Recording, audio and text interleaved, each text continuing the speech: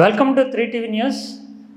ముఖ్యంగా ఇప్పుడు దేశంలో ఉండేటటువంటి ప్రత్యేకమైనటువంటి పరిస్థితుల్లో జమిలీ ఎన్నికలకి 2029 నాటికే రంగం సిద్ధం చేస్తోంది కేంద్ర ప్రభుత్వం అనే వాదన బలపడుతున్నటువంటి నేపథ్యంలో ఒక కీలక ఘట్టంలో 5 రాష్ట్రాల ఎన్నికలకి సమరశంకారావం పూరించినటువంటి పరిస్థితి కనిపిస్తుంది. ఈ 5 రాష్ట్రాలు చాలా క్రిటికల్ వ్యూ, అంటే విమర్శనాత్మకమైనటువంటి ధోరణిలో కేంద్ర ప్రభుత్వానికి ఒక అస్సాం మినహాయించి మిగిలిన రాష్ట్రాలు సవాలు విసురుతున్నటువంటి నేపథ్యంలో అసలు దీని యొక్క రాజకీయ ఇంపాక్ట్ ఎలా ఉంటుంది అనే చర్చ మొదలవుతుంది.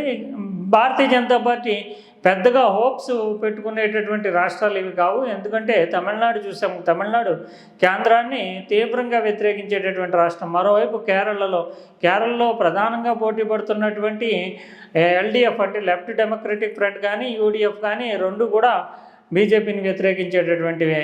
ఇంకోవైపు వెస్ట్ బెంగాల్లో మమతా బెనర్జీ చాలా తీవ్రమైనటువంటి ధోరణిలో బీజేపీని దుయ్యబట్టేటటువంటి నాయకురాలు.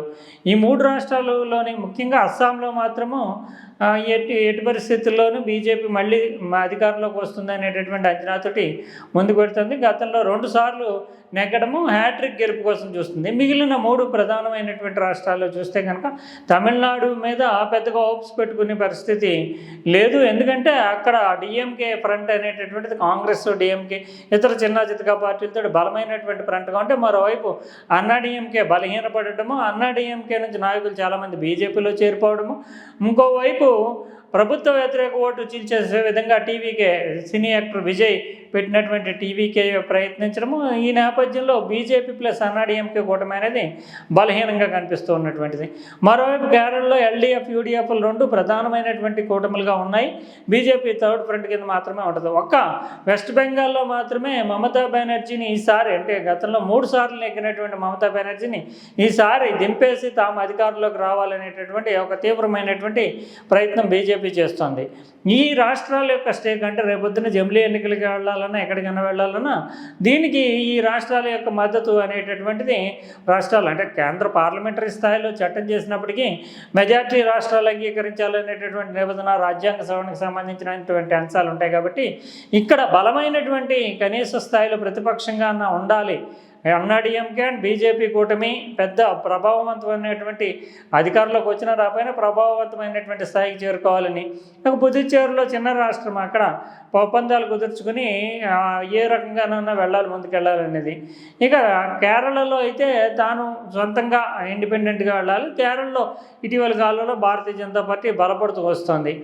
మరోవైపు చూస్తే కనుక వెస్ట్ బెంగాల్ మీద పెద్ద ఎత్తున హోప్స్ పెట్టుకుంది. ఎందుకంటే అక్కడ 3 ప్రధానమైనటువంటి పార్టీలు పోటీ పడుతుంది. ఒకటి బీజేపీ పోటీ పడుతుంటే, మరోవైపు తృణమూల్ పోటీ పడుతుంటే, ఇంకోవైపు మొన్నటి వరకు వామపక్షాలు కాంగ్రెస్ కలిసి పోటీ చేసే, కానీ ఇప్పుడు వామపక్షాలు వేరుగా కాంగ్రెస్ వేరుగా పోటీ చేస్తున్నటువంటి పరిస్థితి. అంటే 4 చతుర్ముఖమైనటువంటి పోటీ ఉంది.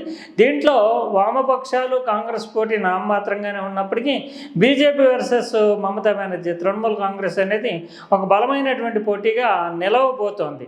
ఈ ఓవరాల్ సిచ్యుయేషన్లో మొత్తం ఎందుకు కీలకమవుతుందంటే 17.6 కోట్ల మంది ఓటర్లు ఈసారి ఎన్నికలకు వెళ్తున్నారంటే దాదాపు దేశంలో ఉండేటటువంటి మొత్తం ఓట్ల సంఖ్యలో 6% మంది, 6వ వంతు మంది ఓటింగ్కి వెళుతున్నటువంటి నేపథ్యము 2024 ఎన్నికల తర్వాత, అంటే సార్వత్రిక ఎన్నికల తర్వాత అతిపెద్ద పొలిటికల్ మ్యాండేట్గా దీన్ని చూస్తూ ఉన్నారు. అయితే బీజేపీకి ఇక్కడ ఎప్పుడూ స్టేక్స్ లేవు. అందువల్ల బీజేపీ హోప్స్ అనేటటువంటి తక్కువగానే ఉన్నప్పటికీ ఇక్కడ కూడా బలపడడం ద్వారా, ప్రత్యేకించి దక్షిణ భారతదేశంలో తమ హవాని నిరూపించుకోవడం అనేటటువంటి దాంట్లో నేపథ్యంలో బలపడడం ద్వారా సవాల్ విసిరాలి, అంటే ప్రతిపక్షాలు విసురుతున్నటువంటి సవాల్ని ఎదుర్కోవాలి అనేటటువంటి కోణంలో బీజేపీ ఉంది. మరోవైపు కొరకుడు పండి విధంగా ఉన్నటువంటి వెస్ట్ బెంగాల్ని చేజిక్కించుకోవడం ద్వారా, ఎందుకంటే మూలాలు, స్వాతంత్రోద్యమ మూలాలు కావచ్చు, వివేకానందుడు లాంటి జాతీయవాదికి సంబంధించినటువంటి భావజాలం కావచ్చు, ఇవన్నీ ఉన్నటువంటి రాష్ట్రము వామపక్షాలు బలహీనపడిన తర్వాత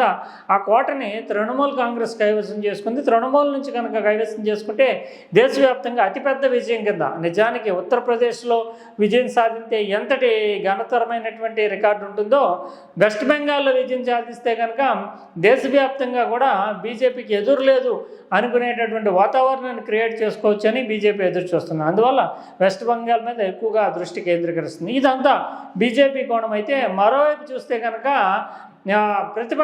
విపక్షాలన్నీ కూడా కూటమి కట్టి ఇండియా కూటమి అంటూ బీజేపీని ఎన్డీఏని ఎదుర్కొంటున్నాయి. కానీ ఈ ఎన్నికలు మాత్రం విపక్షాల్లో పరస్పరం విమర్శలకి తావిచ్చే విధంగానే జరుగుతున్నాయని చెప్పాలి. ప్రత్యేకించి కేరళలో చూస్తే కనుక కేరళలో ఎల్డీఎఫ్ అంటే వామపక్షాల నేతృత్వంలో ఉండేటటువంటి లెఫ్ట్ డెమోక్రటిక్ ఫ్రంట్, యూడీఎఫ్ అంటే యునైటెడ్ డెమోక్రటిక్ ఫ్రంట్, కాంగ్రెస్ నేతృత్వంలో ఉండేటటువంటి యునైటెడ్ డెమోక్రటిక్ ఫ్రంట్ పోటీ పడుతున్నాయి.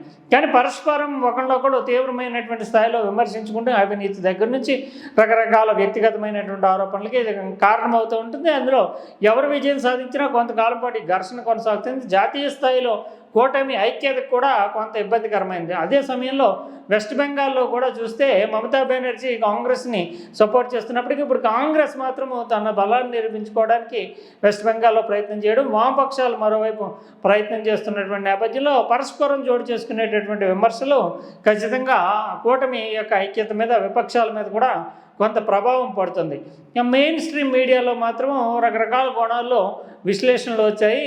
అన్నీ కూడా పాంచ్ అంటే 5 ఏం సాధించబోతున్నాయి అనే దాని మీద వచ్చాయి. ఎక్కువగా చూస్తే ఆంధ్రజ్యోతి పత్రికలో చూస్తే కనుక పాంచ్ నగారా అనేటటువంటి మెయిన్ స్ట్రీమ్ వార్తలో పతాక శీర్షికతోటి వార్త వచ్చింది. బెంగాల్, తమిళనాడు, కేరళ, అస్సాం రాష్ట్రాలు, కేంద్ర పాలిత ప్రాంతం పుదుచ్చేరిలో ఎన్నికలు జరుగుతున్నాయి.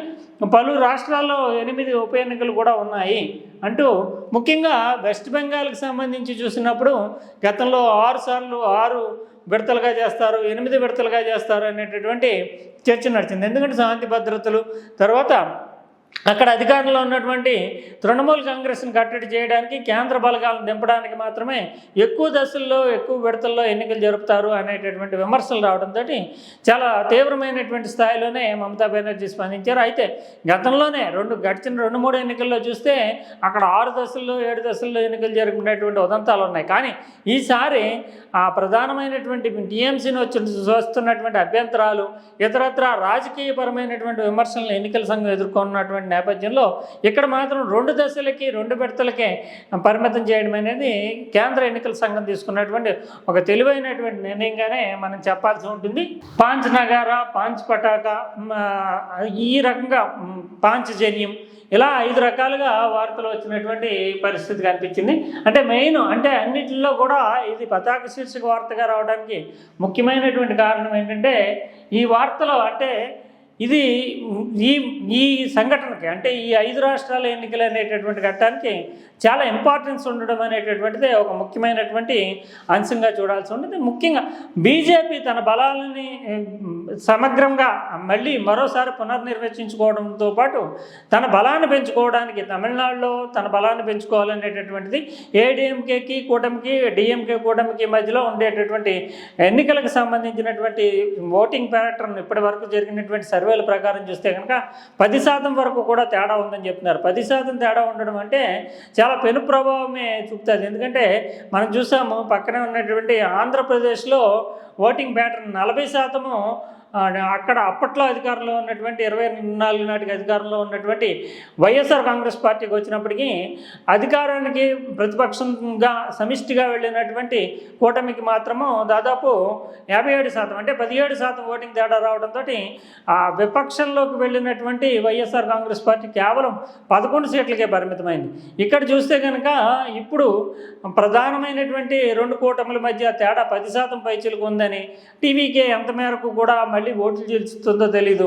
ఈ నేపథ్యాన్ని అంతటిని ఓవరాల్గా చూసినప్పుడు ఖచ్చితంగా తమిళనాడులో కూడా ప్రతిపక్షమైనటువంటి ఏడీఎంకే కూటమికి లభించేటటువంటి అంటే అధికారంలోకి వచ్చేటటువంటి అవకాశాలు చాలా తక్కువనే చెప్తున్నారు.